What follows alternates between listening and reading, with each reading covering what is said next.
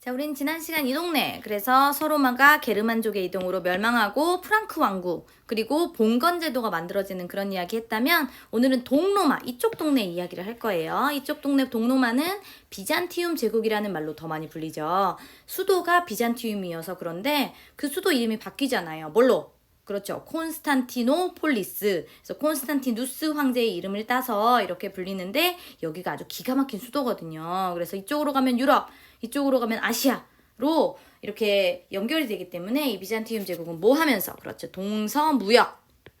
무역을 하면서 아주 큰 부를 쌓았다라는 거. 그래서 여러분 이슬람 애들이 무역으로 큰 돈을 벌기 전에는 이 비잔티움 애들이 동서무역으로 아주 잘 나갔다는 거 기억해 주시고요.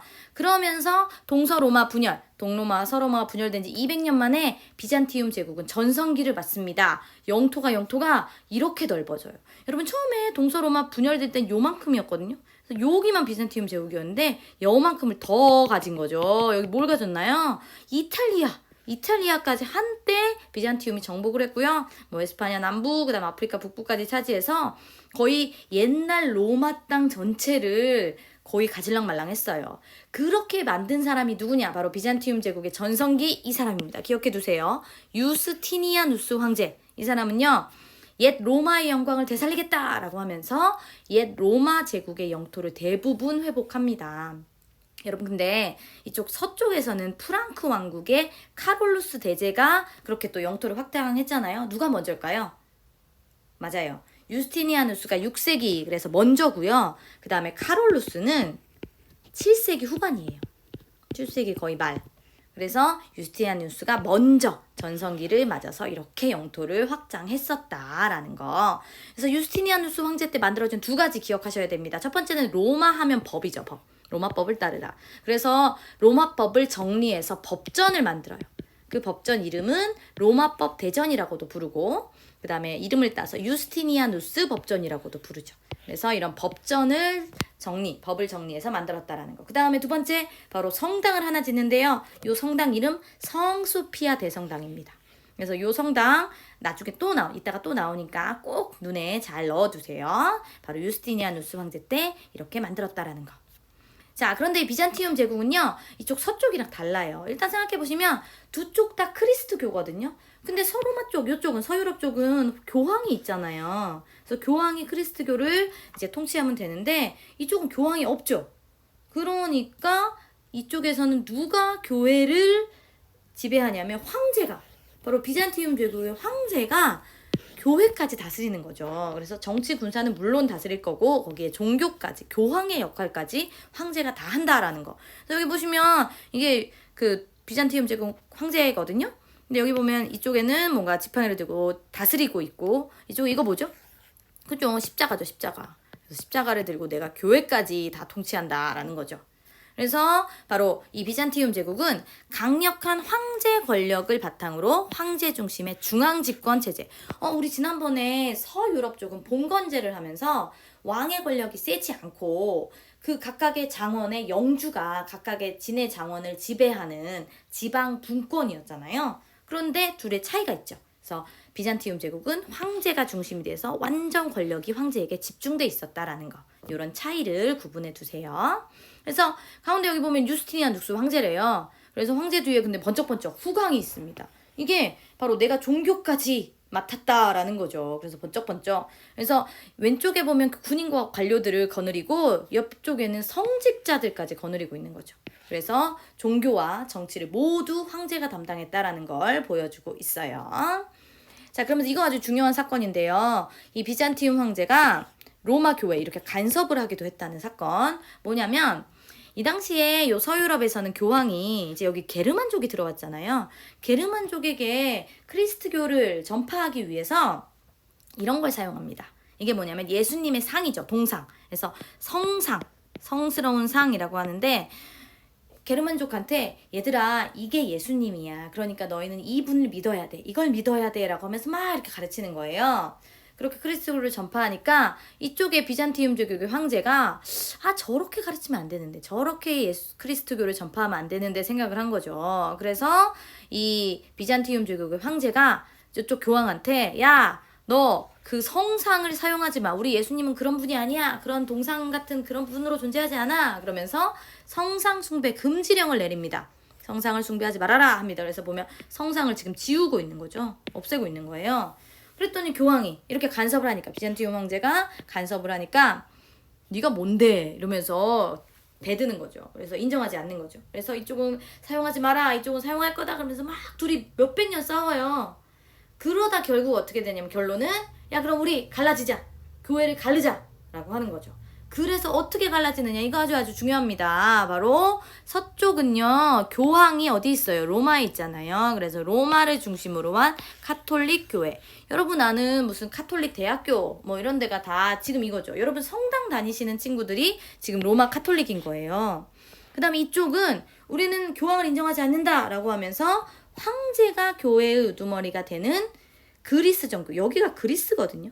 그래서 그리스를 중심으로 한 우리가 바른 교회다 라고 하면서 그리스 정교라는 이름을 붙이게 돼서 교회가 둘로 갈라지게 되는 거죠. 그래서 이제부터 비잔티움의 종교는 그리스 정교다. 원래 둘 다 크리스트 교회예요. 그런데 둘 다 예수를 믿지만 약간 다른 거죠. 그래서 비잔티움 제국은 그리스 정교를 믿게 된다라는 거 기억해 두시면 되겠습니다. 그래서 여기 지도 보시면 이쪽은 로마 카톨릭, 그죠? 서쪽. 그 다음에 이쪽은 그리스 정교. 그래서 둘의 뭔가 이렇게 모습도 달라요. 교회 모습도 달라요. 이렇게 분리되었다는 거 기억해 두세요.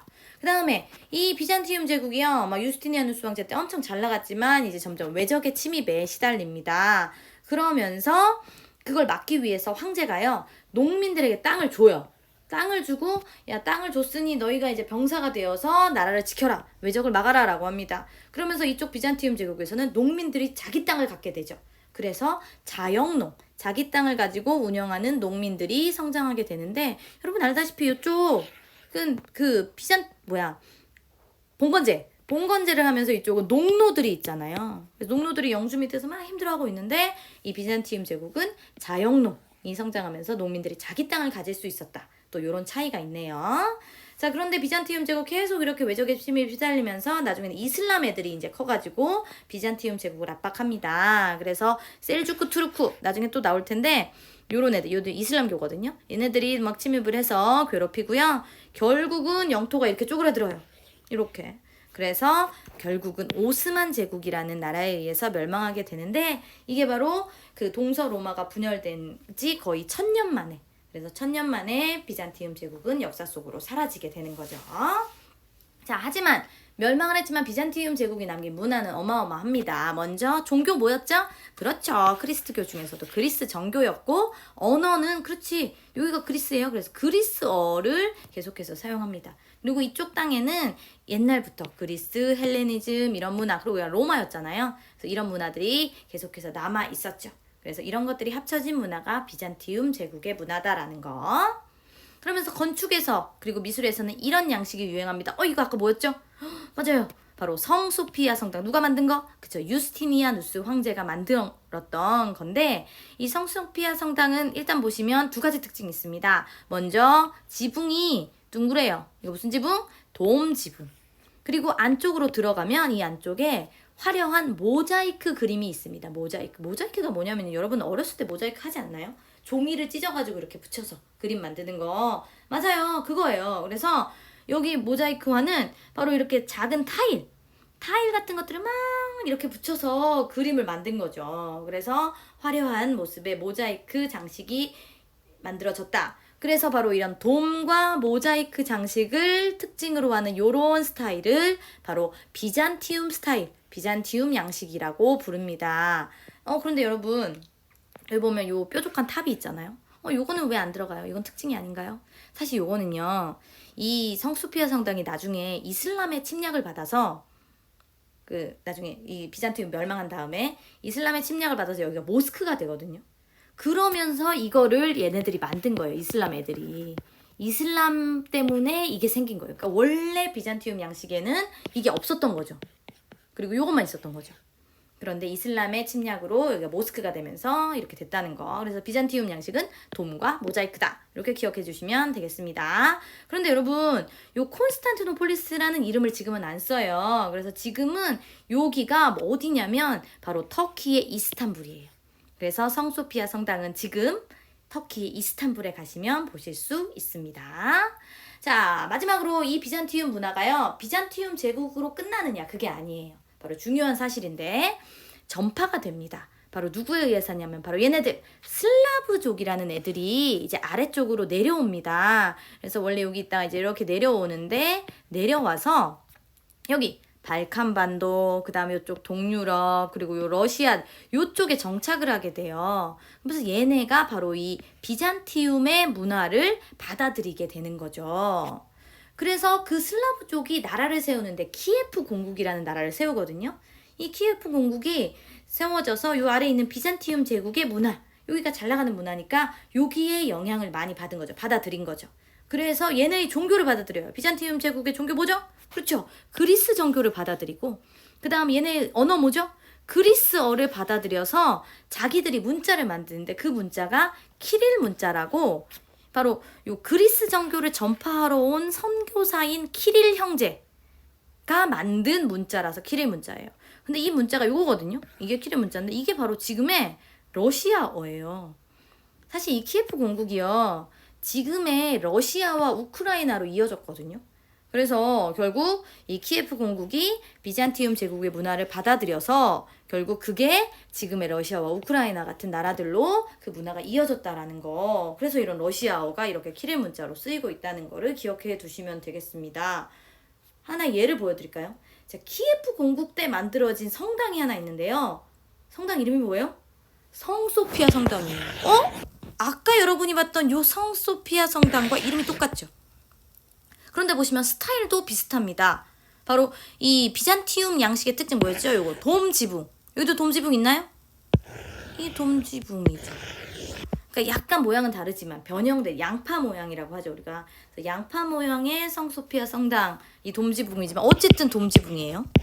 그리고 성소피아 성당에 이렇게 모자이크화가 있는 것처럼 요 성소피아 성당에도 모자이크화가 있습니다. 그래서 바로 이 성소피아 성당은, 이 키예프 공국에서 만든 성소피아 성당은 요 성당, 이 비잔티움 제국의 성소피아 성당의 영향을 받았다라고 할 수 있어요. 똑같은 스타일인 거거든요. 그래서 우리 결론, 이거 중요하죠.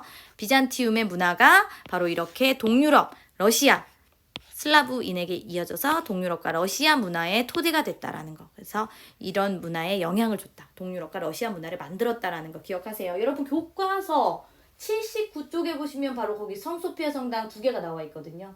그래서 뭐 약간 뭐 표절 아닌가요? 라고 할 수도 있지만 영향을 받은 거죠. 그래서 위에 성소피아 성당이 아래에 있는 성소피아 성당에 영향을 주었다라는 거 기억해 두세요.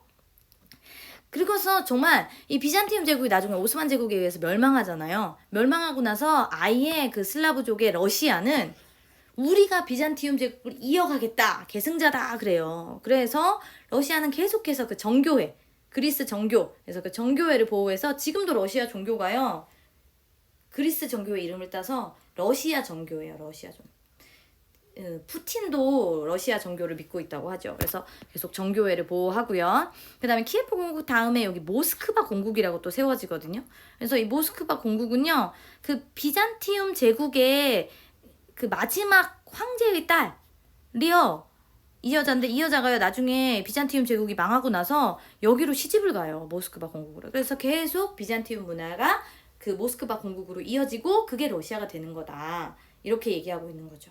그래서 비잔티움 제국의 문화는 러시아, 동유럽 그쪽으로 계속 이어졌다라는 것을 기억하시면 되고요. 그래서 여러분은 그 요쪽 비잔티움 제국이 이어간 이야기를 지금까지 공부하셨습니다.